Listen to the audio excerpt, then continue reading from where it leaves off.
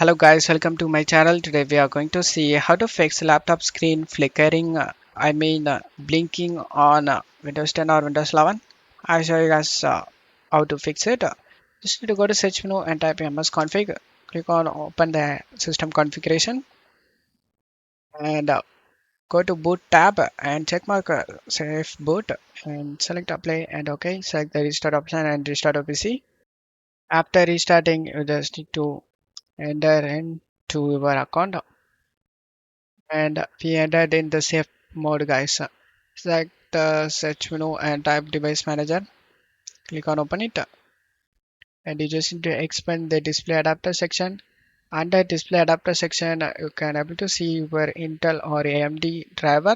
Just right click and select the uninstall device and check mark attempt to remove the driver for this device and select uninstall. After doing this, just to close tab here and go to search menu and type system configuration, click on open it.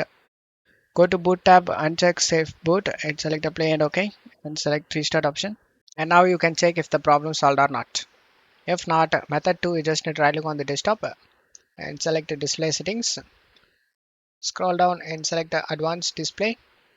Next to change your refresh rate, click on the drop down and select 60 Hz and select apply changes for save it and then just to close stuff here and our problem should be fixed guys. Don't forget to leave a like guys. Thank you.